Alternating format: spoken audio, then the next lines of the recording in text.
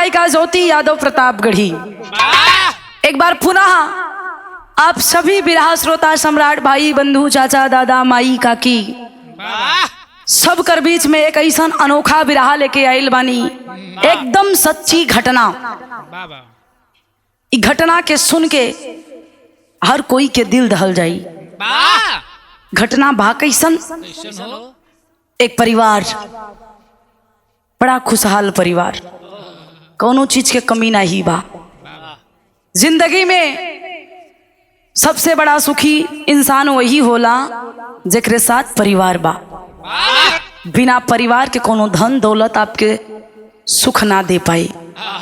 ए पंचो, ई कहानी राजस्थान से बा। कहानी कैसन बा, कहवा से बा? कवि जी लिखत हुवन गुरु जी, 4 लाइन भूमिका में कहना बा।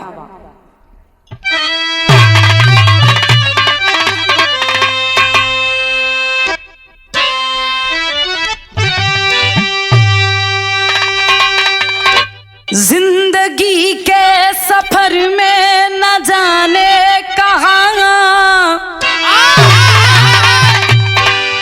कौन मिल जाए कौन किस मोड़ पर, हम सफर ही सफर में बना बेवफा, रख दिया रस्म रिवाज को तोड़ कर। एक घटना घटी इस कदर दोस्तों, सोचने पर जो कर दे मजबूर है। दोस्त खुद का कहूँ या खुदा का कहूँ, जुर्म जालिम जमाना भी मगरूर है।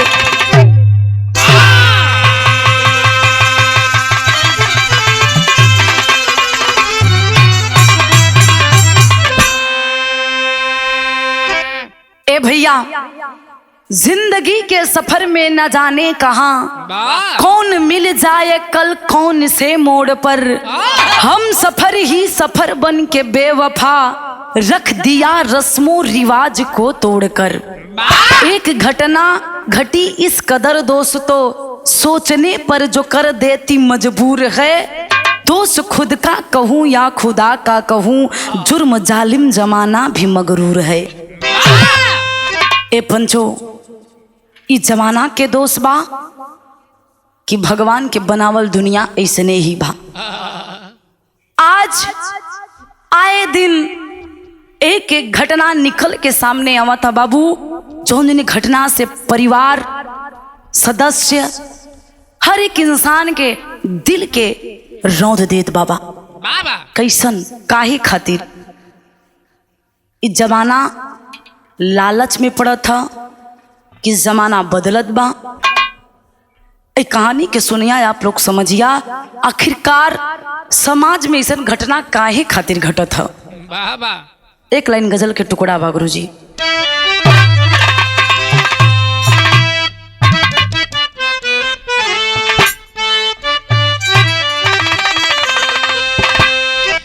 और ऐसा पहली बार हुआ है,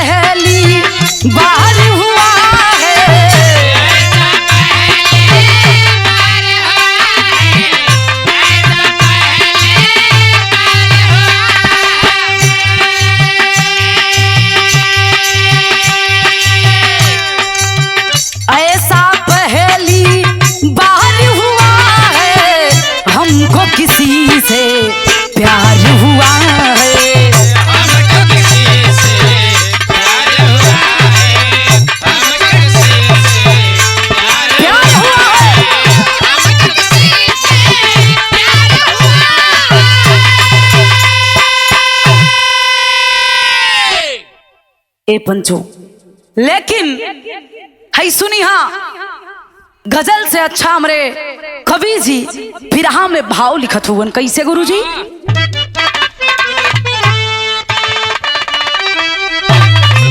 अरे ऐसा ये संसार हुआ है,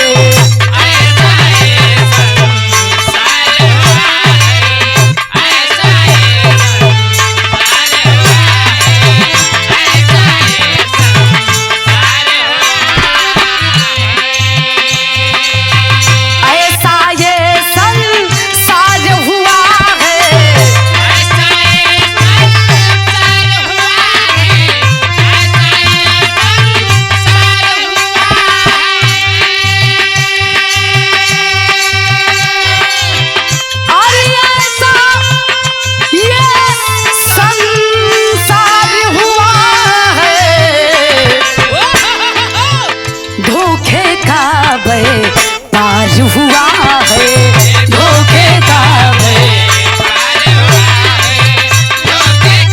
व्यापार हुआ है।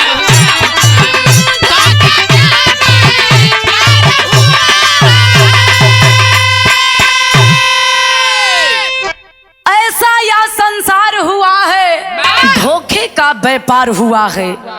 ए भैया, आए दिन सुने के मिलेला कि फलाने फलाने के धोखा दे देलन, आपन ही अपने के गर्दन काटे पे लगल बा। कैसे? कहानी के एजा से शुरुआत बहुत।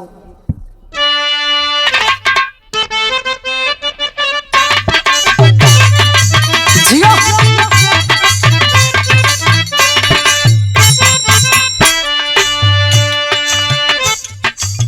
राजस्थान राजस्थान जिला 200 की कहानी है, राजस्थान जिला 200 की कहानी है, हुई इंसानियत शर्म पानी पानी है।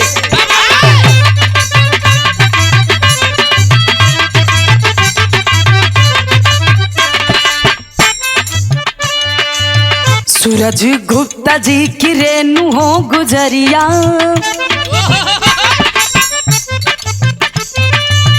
सूरज गुप्ता जी की रेणु हो गुजरिया बा, सुता सयानी संग यारती कुंवरिया बा।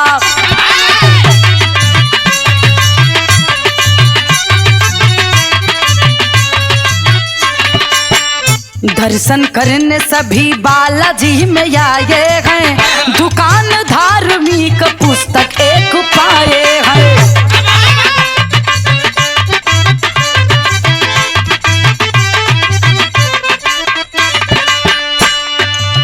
गोपाल सैनी सोनू सैनी से दीदार हुआ, गोपाल सैनी सोनू सैनी से दीदार हुआ, यही से सोनू आरती से बड़ा प्यार हुआ।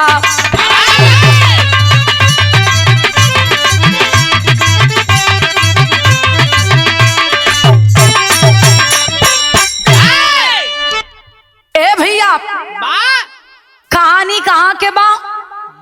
सुनी हाँ, कहानी राजस्थान जिला दौसा के अंतर्गत एक छोटा सा परिवार, जो ने परिवार के मुखिया के नाम बतावल गई सूरज गुप्ता, पत्नी के नाम रेणु गुप्ता, बिटिया होनहार बा, खूबसूरत बा, सयान भइल ह, जेकर नाम आरती गुप्ता बतावल गई। आरती जवानी के दहलीज पे कदम रखले ह, आइल बा माई बाबू के साथ दर्शन करे बालाजी के। ए भैया, कहल गई है तकदीर, इ कौने केकरा कब मोड़ पे लाई इ केहू के नहीं पता बा। केकरा जिंदगी में कब उजियार होई, केकरा जिंदगी में कब अनहार होई, इ केहू नहीं जानत। इ विधाता तय करके भेजेलन। ए भैया, बालाजी में आरती अपने माई बाबू के संग दर्शन करत बा, लेकिन वही जगहिया एक लड़का जौन लड़का के नाम बतावल गई सोनू सैनी। सोनू सैनी मिलल बा आरती से।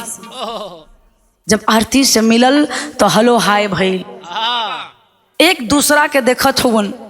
सोनू सोचत बा कि बड़ी नीमन लड़की है, बड़ी संस्कारी लागत है, अगर हमार दोस्ती हो जात तो बड़ा बढ़िया होत। और उस आरती भी सोचत बा कि लड़का बड़ा नीमन है, बड़ा अच्छा बा, अगर ऐसी हमार दोस्ती हो जात तो जिंदगी हमार सफल हो जाई। देखा पहला मुलाकात प्यार के घंटी बजल बा। ए भैया आज आरती और सोनू के धीरे धीरे धीरे धीरे प्यार होखे लगल। वही से नंबर एक दूसरा के लेलन, घर गईलन, बातचीत चले लगल। आज जब बातचीत चलत बा तो एक दूसरा के बीच करीब धीरे धीरे होखे लगलन, करीबी बढ़त बा। ए भैया ये प्यार बड़ी खतरनाक बीमारी है, ना जिये ही दे ना मुँह ही दे, घुट घुट के रह दे भैया। ए भैया आज आरती और सोनू के प्रेम भइल बा। तब प्रेम कहाँ तक पहुँचल, एक लाइन तरस बा गुरुजी।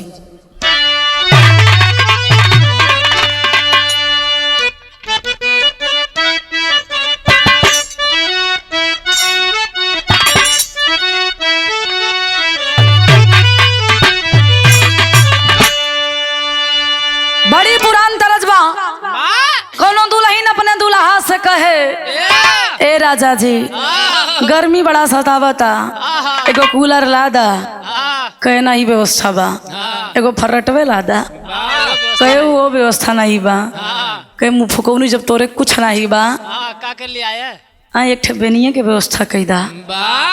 देसी, हाँ एकदम देसी, वो में बड़ा फायदा बा। वो दुल्हन कहे का,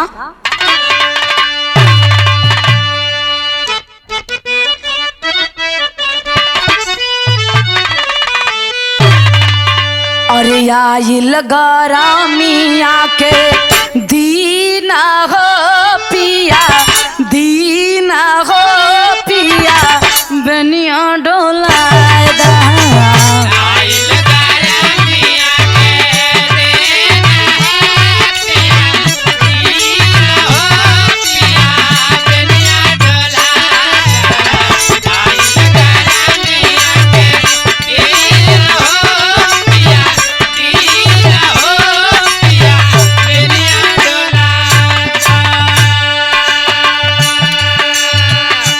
अच्छा जब प्यार होला ना तो चाहे दिन रही चाहे रात, ना समझ में आई, वो नहीं समझ में आई।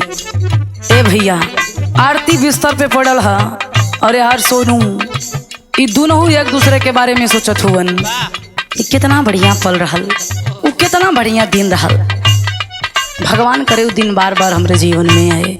सोचत हुवन कैसे,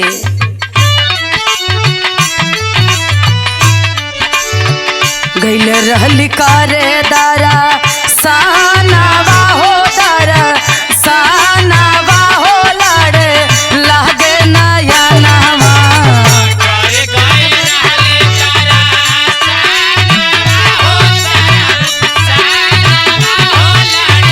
लागे नया नामा।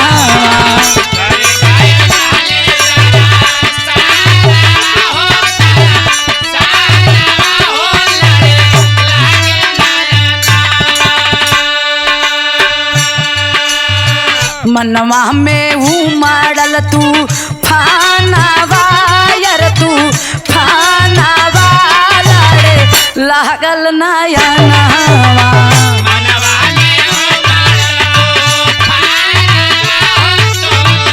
जिया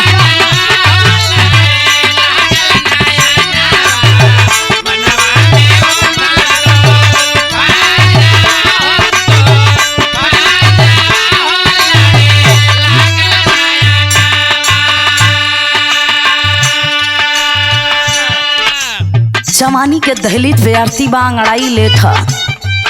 अब यार माई के पता चल गए, माई समझावता कि बेटी जोन तू करत हो ना ये बहुत गलत बा, अपने कुल के मर्यादा के लागत बाड़ू, अभी भी टाइम बस संभल जा। तो माई के बतिया 2 दिन असर कैलस। तीसर के दिन फिर सोनू दिमाग में सवार हो गई कि अब रहा तो सोनू के साथ, ना तो दुनिया में रहे के शौक। ना हो यार ये दशा सोनू के बा तक कैलन काई दुनू एक दूसरे के दोनों दिल में समाइल।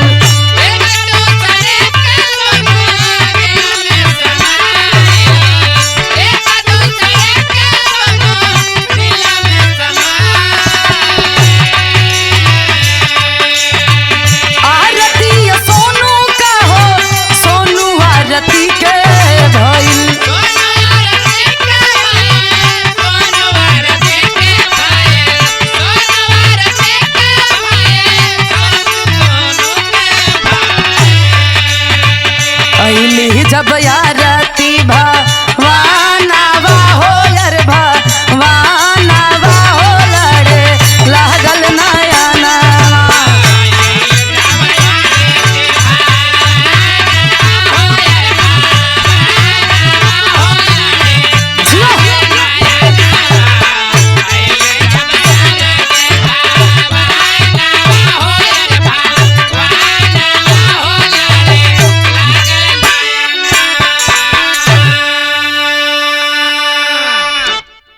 ए भैया अब धीरे धीरे आरती के ऊपर भी परिवार वालन के प्रेशर, जब लोग जान गईलन कि गलत रास्ता धई ले लेबा तो आना जाना आरती के बंद हो गई। और यहाँ तक कि आरती के फोन भी छीनल गई। कहीं से आरती के दूसर फोन मिलल, सोनू के फोन लगौलिन कि अब हमनी के लगा था कि मिलल ना ही हुई। सोनू कलन की आरती तुम क्या बोल रही हो, हम दोनों ने एक दूसरे से प्यार किया है, जीने मरने का वादा किया है, तो ऐसे कोई हम दोनों को अलग नहीं कर सकता। मेरी बात मानो, तुम अपने घर से कैसे भी करके घर से बाहर आ जाओ, मैं आ रहा हूँ तुमको लेने के लिए। ए बाबू आरती घरवा से बाहर आइल बा, सोनू ले जाके कोर्ट मैरिज करा के अपने घर में रहने लगा। परिवार वाले समझाए कि बेटा गलत है, मत करो ऐसा, लेकिन सोनू अपने माता पिता से कहने लगा कि नहीं मम्मी, मैंने प्यार किया है तो मैं निभाऊंगा। यार जब आरती के माई बाबू के खबर लगल, ए भैया आज आरती के मम्मी पापा आरती के त्याग दिलन कि जब तुमने शादी ही कर लिया, शादी ही कर ली तो हमारा तुम्हारा कोई वास्ता नहीं, कोई रिश्ता नहीं है। आज से तुम भूल जाओ, ना तुम्हारे माता है, ना तुम्हारे कोई पिता है, ना कोई माता है, ना कोई परिवार है। ए भैया जिंदगी जिए लगलन, समैया बीतत बा, लेकिन आज सोनू और आरती में खटपट भइल बा। काहे खातिर? रुपया के लेके। अच्छा ये जोन प्यार बना ये मात्र 2 दिन के बुखार है, 2 दिन प्यार के बुखार रही, ओकरे बाद उतर जाई। अब आरती के प्यार के भूत उतरत बा, अब ओके धन चाहिए, दौलत चाहिए। यार सोनू भी कहा था कि अरे आरती तुम तो कह रही थी कि तुम अगर सूखा रोटी खिलाओगे तो मैं खा के जिंदगी जी लूंगी, और आज ये क्या कर रही हो? आरती कलश के सुना, जिंदगी जिए खातिर रुपया चाहिए, ऐसे अब चली तो सोनू करत भैया का एक लाइन तरजबा,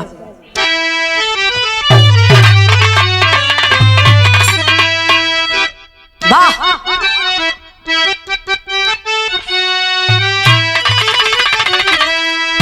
अरे पयलिया, अरे पयलिया चमकेली रात को पे,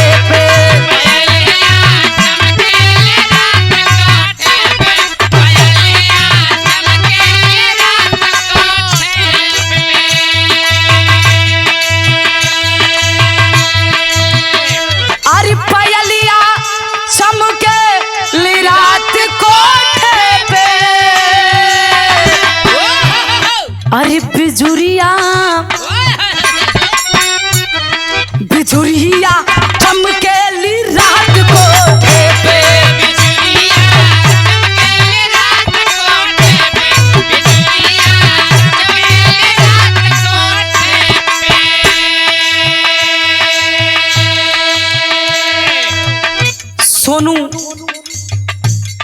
घर को चलाने के लिए घर से बाहर जाता है। परिवार को प्यार की नहीं बल्कि पैसे की जरूरत होती है आज के दौर में, आज के समाज में। अगर आपके पास धन है, दौलत है, तो आपके साथ में आपका परिवार है। अगर आपके पास धन नहीं है, दौलत नहीं है, तो ना कोई माता, ना कोई पिता, ना कोई भाई, ना कोई पत्नी, कोई रिश्ता मायने नहीं रखता। आज सोनू पैसा कमाए खातिर घर से बाहर गईलन, लेकिन ये आरती एक खेला कैलिन। का भैया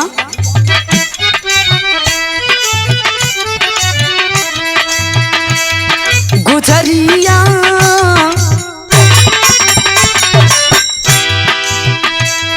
गुजरिया भैली फरार घरवा से।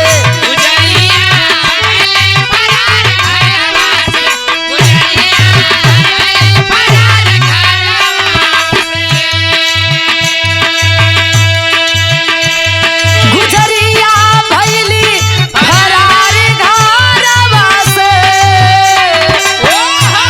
बहुरिया बहुरिया भैली फरार घरवा से।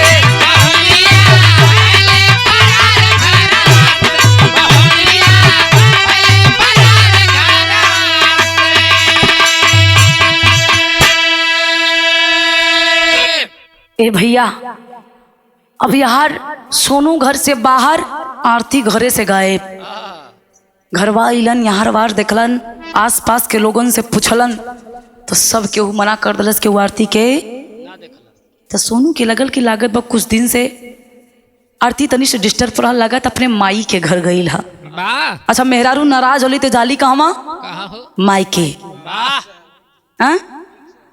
फिक्स है ना? ए भैया सोनू के लगल कि अपने मम्मी के घर गई होगी। फोन लगाते हैं लेकिन जवाब का मिलल भैया?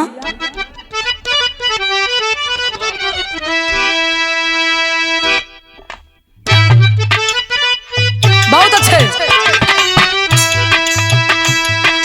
अगला बगल में सोनू हार गई ले।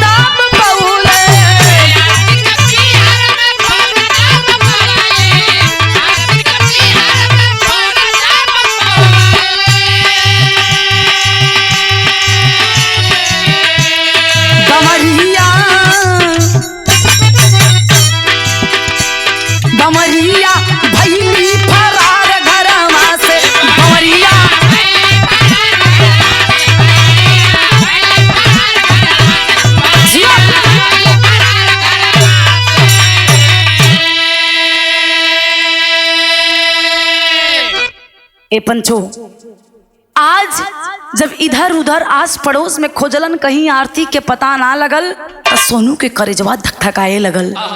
रे बाप रे बाप, मेरी आरती को कुछ हुआ तो नहीं? जल्दी से जाके नंबर खोजलन। अब नंबर तो बा ही नहीं। नंबर खोजलन आरती के नैहर के। फोन लगौलन, पिताजी फोन उठौलन, पूछलन कि आरती क्या आपके घर पे गई है? आरती के माता पिता साफ मना कर दिए कि नहीं, मेरे घर आरती तो नहीं आई है। कहाँ है मेरी बेटी? सोनू कलन की घबराए वाली कोनो बात नहीं बा, लागत बा कहीं सखी सहेलर के यहाँ चल गई रही, मिलत ना बढ़ी। साफ दिल का इंसान झूठ नहीं बोला बाबूजी। जब खबरिया नैहर वाले पौलन तो यार बाहर खोजलन, और जब ना पता लगल तो खिसिया के सोनू के खिलाफ रिपोर्ट कर देलन। थानवा में जाके रिपोर्ट लिखावत हुवन, और जब रिपोर्ट लिखौलन ए भैया तो यहाँ विदेशिया के भाव लगल।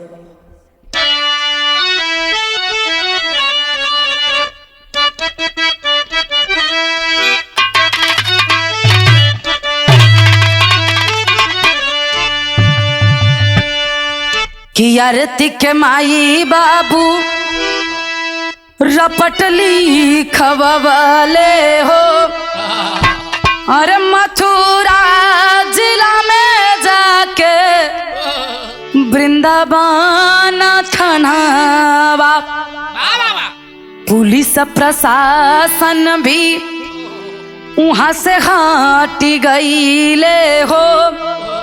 धीरे धीरे बीती गईले 6 महीनावा।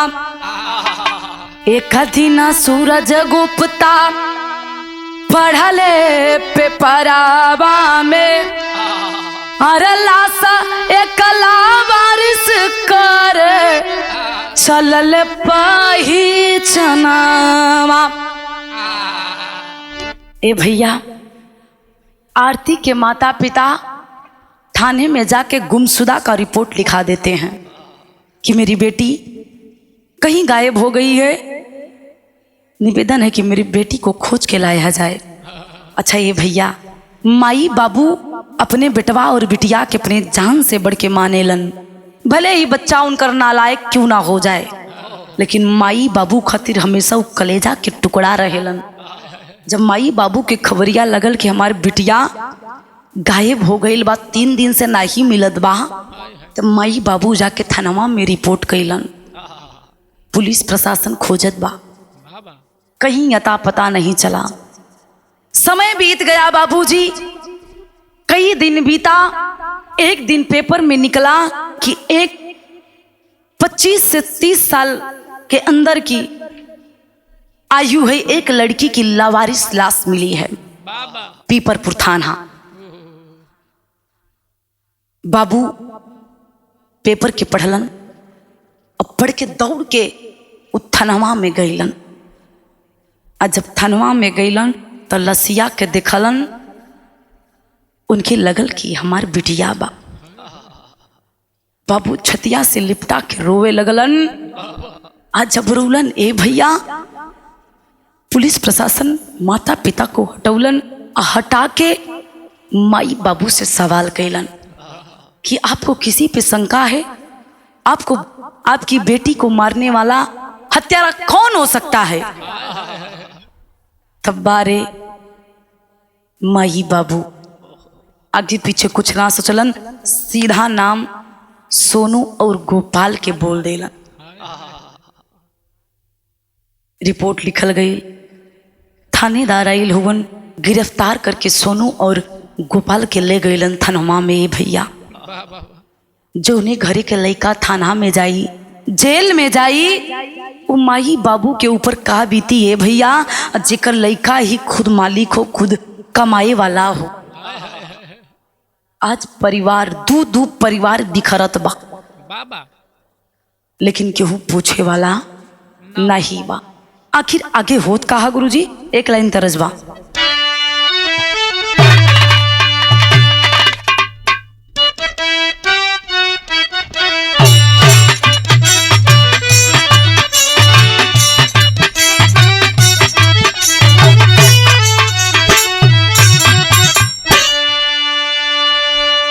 तरस से बढ़िया भाव है। आज सोनू गोपाल के साथे होखत का बाबू, और सोनू गोपाल दूनो थानवा में भइले हो। सोनू गोपाल दूनो थानवा में भइले हो। मारी मारी पूछई थानेदार हो।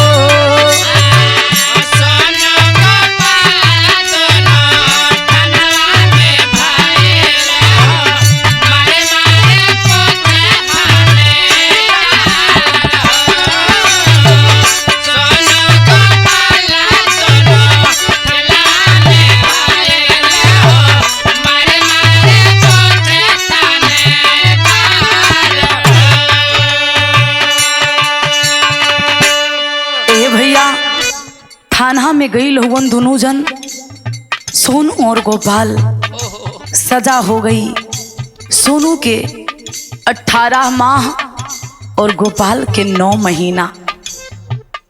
सोनू के तब बाबू परिवार के चलावे वाला केहू ना केहू रहल, लेकिन गोपाल जो कि 5 भाई में दूसरा नंबर सोनू का था, गोपाल का था। अब गोपाल के जेल गईला से गोपाल के जोन और परिवार रहल बिखर गईल। यहाँ तक कि बतावल गईल, सोशल मीडिया के माध्यम से सुने के मिलल गोपाल के मात्र 15 दिन शादी रह चुकल रहे। 15 दिन बाकी बा शादी के डेट। अच्छा, वो परिवार से पूछा जेकरे लड़का के 15 दिन बाद बारात जाए वाली है, ओकर लड़का जेल में चल जाई तो परिवार पे का बीती है पंचो। 9 महीना के सजा भइल। आज सोनू और गोपाल के साथ में ये पुलिस प्रशासन के लोग जके हमनी भगवान कहिला, अगर हमनी के रक्षा करे वाला के वो बा तो प्रशासन भाई पुलिस बा, लेकिन अगर ये हत्यारा बन जाई, ये हमनी के भगवान हुआ ना, अगर ये हमनी के जान लेवे पे उतर जाए तो हमनी के करा ऊपर भरोसा करब। आज पुलिस प्रशासन के लोग सोनू गोपाल के साथ करत का मन भैया कहना पड़ा।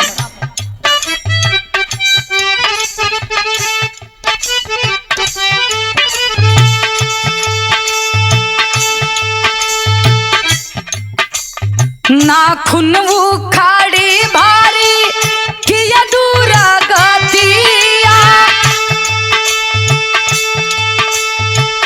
कहिला कबूल सोनू हत्या की बतिया।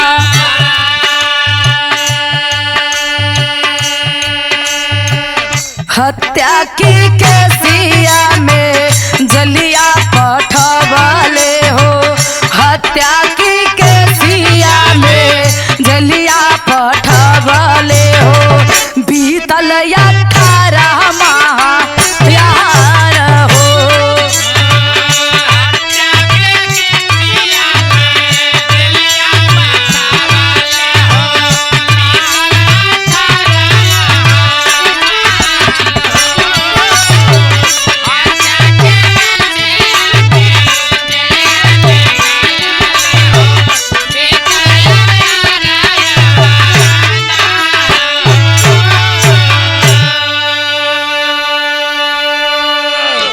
सोनू और गोपाल ने कोई हत्या कोई मर्डर नहीं किया था, लेकिन ये प्रशासन के लोग जब 3rd डिग्री लगावे लगलन, नाखून उखड़लन, बेरहम बन के दोनों के ऊपर लाठी चार्ज हुआ। तो ये भैया ये दर्दिया से छुट्टी पावे खातिर सोनू और गोपाल दोनों दोस्त ये झूठई के केस अपने ऊपर ले लेलन। खलन की ए साहब हमके मत मारी, हमनी मर्डर आरती के कैले बानी। देखा झूठी कहानी रचत हुवन अपन जनवा बचावे खातिर कि हमनी आहत आके आरती के मर्डर करके लसिया के फेंक देली। अच्छा, जब केहू के ऊपर 3rd डिग्री पड़ी, वो भले जुर्म ना कैले लेकिन जुर्म अपन कबूल ले। आज झूठ मूठ के कहानी दोनों दोस्त बना के प्रशासन के सामने रख दिए। 18 माह के जब जेल भइल, 18 महीना के बाद जब घरवा वापिस अइलन तो नजारा कुछ अलगे रहल बाबू। नजारा रहल का परिवार एक तरफ से बिखर गया, दोनों दोस्त के घर बिखर गईल, ना केहू कमाए वाला। परिवार की स्थिति दिन पर दिन बदतर होतर गई, खाए खातिर मोहाल हो गईलन। तो दोनों भाई सोचत हुवन कि कहाँ जाई, और ई घटना से पूरे गांव समाज पूरे मोहल्ला में थू होए लगल करी। वाह, अरे बाप रे बाप, कैसा ना औलाद की लोग जन्म देलन। ये तो अपने पत्नी के मर्डर कर देलस। जोने दुकान में जाए लोग धक्का मार के निकाल दे करे, तोरा जैसन हत्यारा के काम मिली। अरे तू अपने पत्नी के ना भइला तक के कर होबा।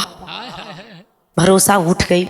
अच्छा, दुनिया में भरोसा जीतल बहुत बड़ी बात बा। भरोसा उठल बा ए पंचो। तो एक दिन इनके खबर मिलल, और खबरिया बड़ी आश्चर्यजनक रहल का गुरुजी, तेरी में कहना पड़ा।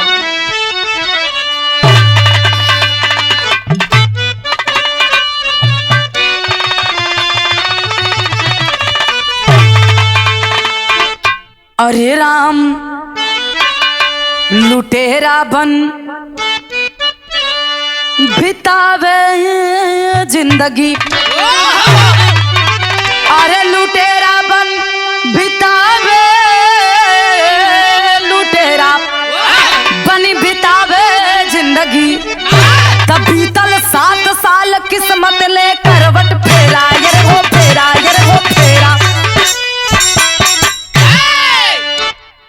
बीतल 7 साल किस्मत ने करवट फेरा, लुटेरा बन बितौले जिंदगी। 7 साल कैसो जिंदगी बीतत बा। सोनू ने दूसरा शादी नहीं किया और करे तो करे कैसे। जे दुआरी पे आई यह पूछी लड़का के क्वालिटी का बा, और जब लड़का के क्वालिटी पूछी तब केहू न केहू बता दे कि अरे बाप रे बाप, वो घरे बियाह मत करा। अरे खुदे अपने मत पत्नी के मरले बा। तो जे दुआरी पे आए लौट के चल जाए। ऐसे हत्यारा के घर केहू शादी करी ना भैया। सोनू के ना बल्कि उनकर छोट भाई बहन के भी शादी ना होत रहे। 7 साल भैया बीतत बा, लेकिन 7 साल के बाद एक आश्चर्यजनक बात कनमा में पड़ल बा। कवन बात गुरुजी? पापट में कहना।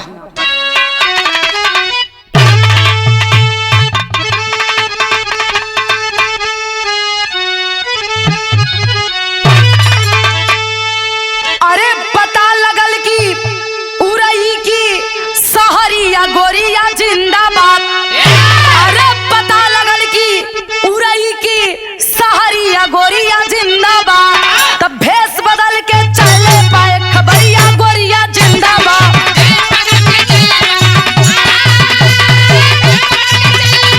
जियो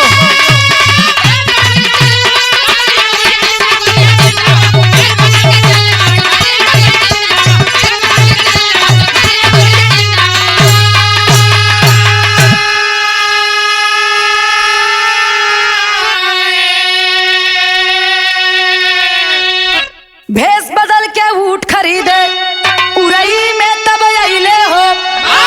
अब बेच सब्जी घूम घूम के गांव नगरिया धइले हो। ए भैया, आज सोनू और गोपाल बाजार में बैठल हुवन। एक उनकर दूर के दोस्त जो उनकी उरई में रहल फोन कैलस, कलस के सोनू एक बात आज तोरा से हम बताई, मार बात अगर मन बात तब। सोनू कलन बताओ यार, जिंदगी बड़ी खराब हो गई बा, कुछ कहे सुने के बचल नहीं बा। वो दोस्त कलस की बा अगर हमार बात सुनबा समझबा तो हर 7 साल के बर्बाद भइल जिंदगी फिर से वापस आई ना। तो आगे का हुई तो का पता हो। सोनू कलस की बताओ क्या हुआ है। वार से दोस्त कलस की तुहार मेहरारू जिकरा मर्डर के केस में 18 महीना जेल बिता के आइल हुआ ना, वो मरल ना, वो जिंदा बा। सोनू हवा कर गई, फोनवा गिर गई नीचे। फिर लपक के फोन उठोलन कर यार कैसन मजाक करत हुआ। 7 साल जौने घाव के हम भरे के कोशिश करत बानी उनके रुधामन बड़ी दर्द होला। वार से फोन से आवाज आवत बा कि अरे हम मजाक ना करत बानी, हम अपने अखिया से देखले बानी तुहार आरती मरल ना बल्कि जिंदा है। सोनू कलन तू सच कहत हुआ? कलस कि हम 100% दावा के साथ कहत बनी तुहार मेहरारू जिंदा बा, उरई में आवा, और ना विश्वास हो तो अपने आँखी के सामने से देखला। सोनू सोचा था कि जौने लड़की के मर्डर में हमने 18 महीना जेल बतौली जिंदा कैसे हो सकेले। और जबकि ओकर माई बाबू के लाश के दिखले हुवन। अब पुलिस प्रशासन भी देख के हमनी कितनी बड़ी सजा देलस, तो जिंदा कैसे। गोपाल कलश करे यार देखले में का जात बा, चल के देख लिया जाए, का पता हमनी के भाग्य चमके वाला हो। हमके तोरे मेहरारू पे डाउट बा, वो कैसे मर सकेली, के मारे वाले बा। हमनी तो ओके कुछ कैली ना, तुम मरलस तब मरलस के। एक बार चल के ओके पता लगावल जाई। दोनों भाई चलन, लेकिन सोचत हुआ अगर डायरेक्ट जाइब तो क्यों अपने घर से बीवी या बिटिया के क्यों बाहर थोड़ी ना निकाली। ये लोग भेष बदलन, उटहरा के भेष बना के गौवा में जाके ऊँट खरीदे। और जबकि वो गांव में ऊँट देखे के कीमत पहले 500 रुपया, देखे के कीमत कलन ज्यादा 500 रुपया जाई तो जाई। 500 रुपया देलन और ऊँट के बहाना गईलन। ऊँट देखलन, ताड़त होवन कि कब घरे से बहरे आरती आवे, लेकिन ना आई। घर द्वार सब पता बा, आरती घर से बाहर ना निकल, कलन ई भी प्लान सक्सेस नहीं बा। अब दूसर तरकीब अपनावल जाई। तो वो लोग सब्जी वाला के बेस बना के वही गलिया में रोज रोज राउंड मारे, रोज सब्जी बेचे। अब सोचा दो जवान परिवार घर से बेघर, लेकिन अपन सच्चाई और अपने पत्नी के जिंदा सुन करके उस सत्य के पता लगावे खातिर सब्जी वाला बन गईलन।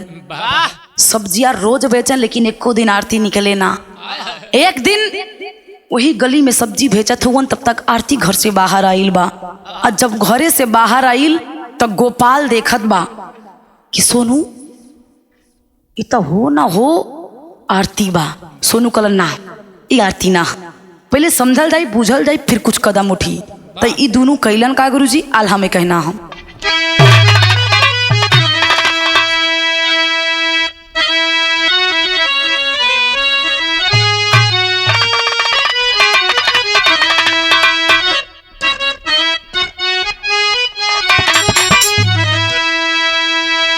मेहदीपुर बालाजी के पुलिस ये सटनवा भैया,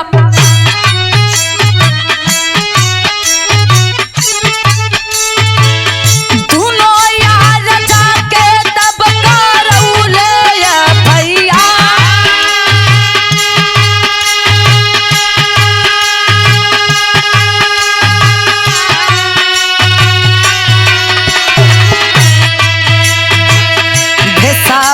बदल के डाको मेंट सब जुटवले बाबू,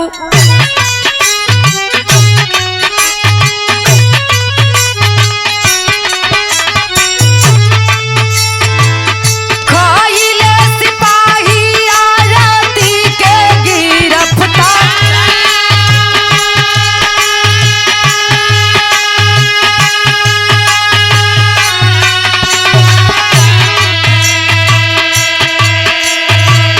पहिले कड़ाई जब पुलिस के जवानवा पंचो,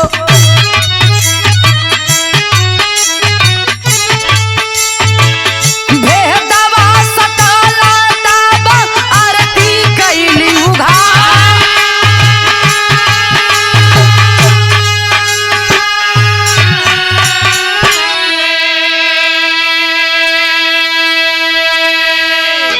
ए पंचो सब्जी आरती खरीदे आवा था। अब यार सोनू और गोपाल भेष बदलले एगो नहीं पहचान ना पौलस। जौनी लहजा में पहले बात करत रहल वही लहजा में सब्जी के मोल भाव करता। अब गोपाल देखत बा कि हो ना हो आरती है, इहे आरती बाप। आरती सब्जी लेके अंदर चल गई। सोनू गोपाल अउलन बातचीत कैलन कि सोनू इहे आरती बा। सोनू कहलन हाँ यार ये तो आरती है बा, एकदम सेम वही लहजा में बात करत था। हो ना हो ये हमनी के धोखा दे ले बा, ये मरल नहीं बा। आरती के सच्चाई जानना लेकिन आरती से कुछ कहलन ना। सोनू गोपाल तुरंत आके मेहंदीपुर बालाजी पुलिस स्टेशन पे FIR लिखवाते हैं। अब बतौलन कि जौन आज 7 साल पहले हमनी के ऊपर केस लगल रहे कि हमने अपने पत्नी के मर्डर करके ओके कहीं फेंक देले रही। उमार पत्नी मरल ना बल्कि अभी जिंदा बा, उरई में है। केहू विश्वास नहीं मनलस। प्रशासन के लोग कहलन कि बेटा तुम सही बोल रहे होगे लेकिन उसके लिए हमको डॉक्यूमेंट की जरूरत है, प्रूफ की जरूरत है, ऐसे हम किसी के घर में नहीं जाएंगे। तब फिर दोनों दोस्त प्लान कैलन। का कैलन भैया? अपन भेष बदलन, सरकारी कर्मचारी बन के आरती के घरवा पे गईलन। आरती के ससुर बाहर औलन, पूछलन भैया कौन? तो ये लोग फेक अपन ID बना के दिखौलन कि हम सरकारी कर्मचारी है, आप लोगन के 2 लाख के कॉलोनी पास भइल बा। अभी आरती के ससुर जोन डालू सोचलस कि कहो 1,20,000 वाला सबके मिलत बा, कैसन 2 लाख के हमके मिल जात बा।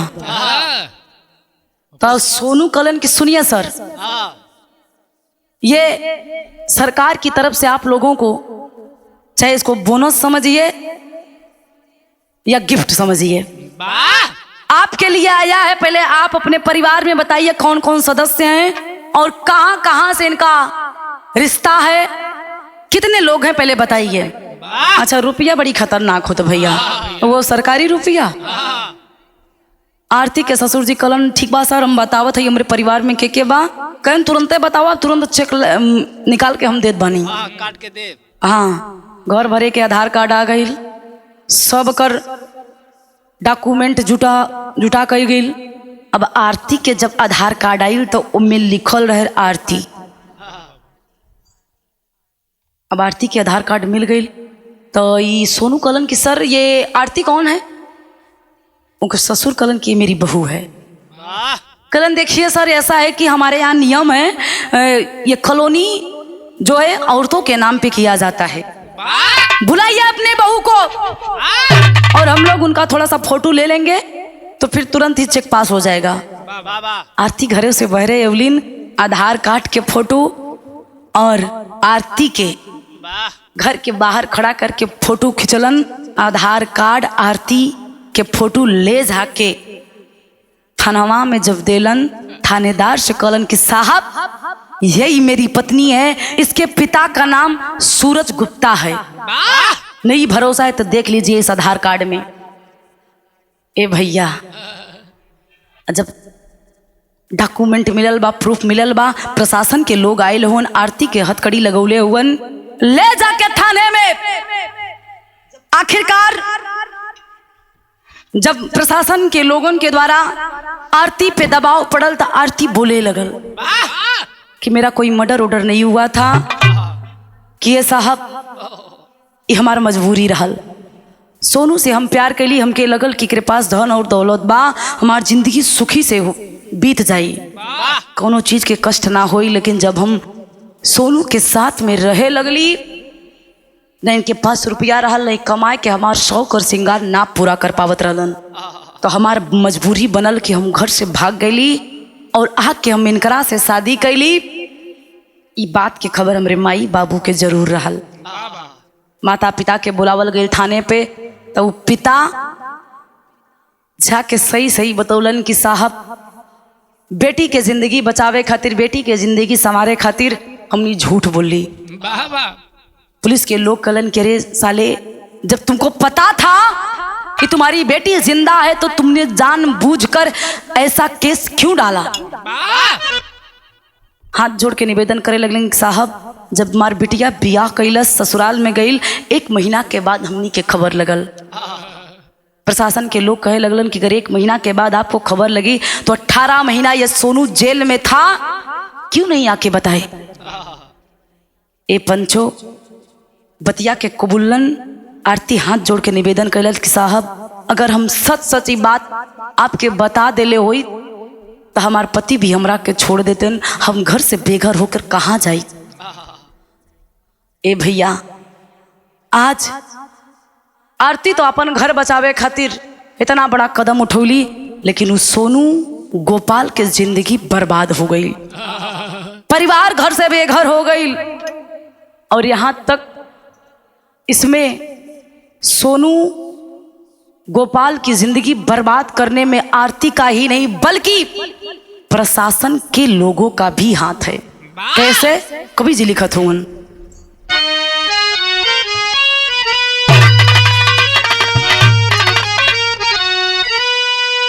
अरे बहन हथकड़ी जेल में गई ले, हरे बाबा बिटिया, अरे बहन हथकड़ी जेल में गई ले, अरे बाबा बिटिया, अब ना केहू पे भरोसा होई है बतिया।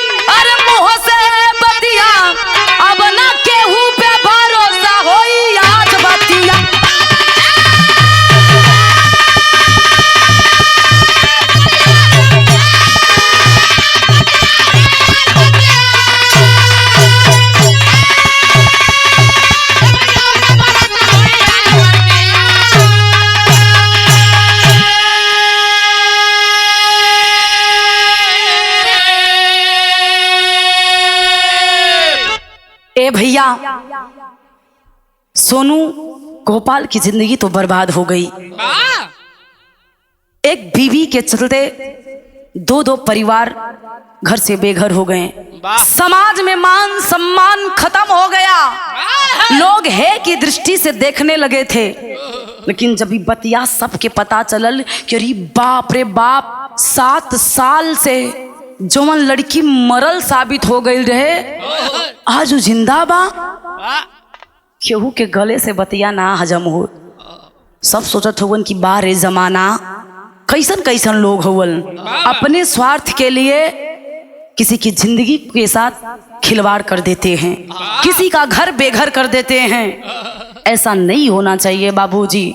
आज आरती और उसके पिता को जेल हुई, लेकिन निवेदन बा ऐसन फिर से कोनो सोनू और गोपाल के जिंदगी ना बर्बाद हो।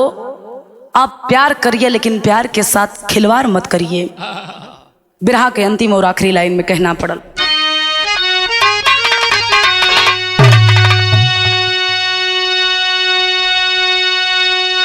गुरु बिहारी गुरु गणेश ऐसे बनो नदान।